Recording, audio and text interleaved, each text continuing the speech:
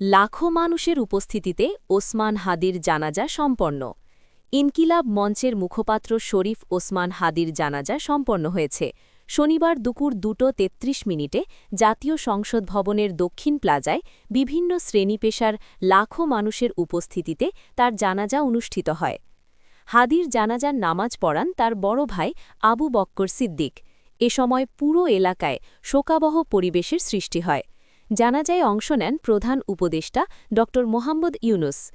ওসমান হাদির জানাজায় অংশ নিতে সকাল থেকে মানিক মিয়া অ্যাভিনিউয়ে মানুষের ঢল নামে। আমরা সবাই হাদি হব, যুগে যুগে লড়ে যাব, হাদি ভাইয়ের রক্ত বৃথা যেতে দেব না, এমন স্লোগান দিয়ে সবাই মানিক মিয়া অ্যাভিনিউয়ে প্রবেশ করেন। জানাজা উপলক্ষে মানিক মিয়া অ্যাভিনিউ ও আশপাশে নেওয়া হয় বিশেষ নিরাপত্তা ব্যবস্থা। সেনাবাহিনীর পাশাপাশি পুলিশ, র্যাব ও আনসার সদস্য মোতায়েন করা হয়।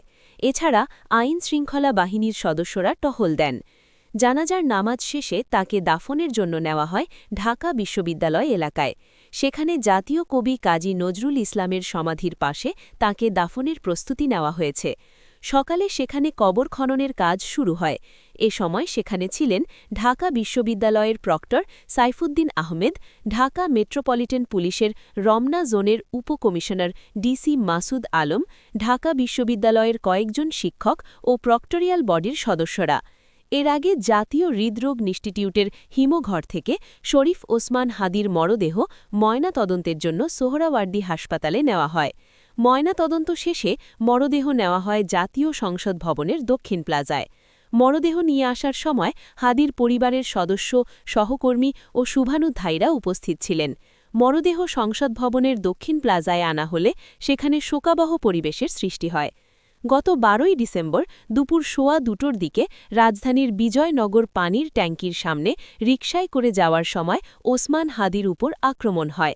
ওই সময় মোটরসাইকেলে এসে দুজন তাকে খুব কাছ থেকে গুলি করে পালিয়ে যায়। পরে আশঙ্কাজনক অবস্থায় দ্রুত তাকে ঢাকা মেডিকেলের জরুরি বিভাগে নেওয়া হয়। এক পর্যায়ে তাকে রাজধানীর এভার কেয়ার হাসপাতালে স্থানান্তরিত করা হয়।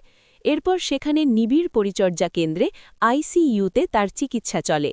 পরে উন্নত চিকিৎসার জন্য এয়ার অ্যাম্বুলেন্সে হাদিকে সিঙ্গাপুর নিয়ে যাওয়া হয়। সেখানেই তার বৃহস্পতিবার মৃত্যু হয়।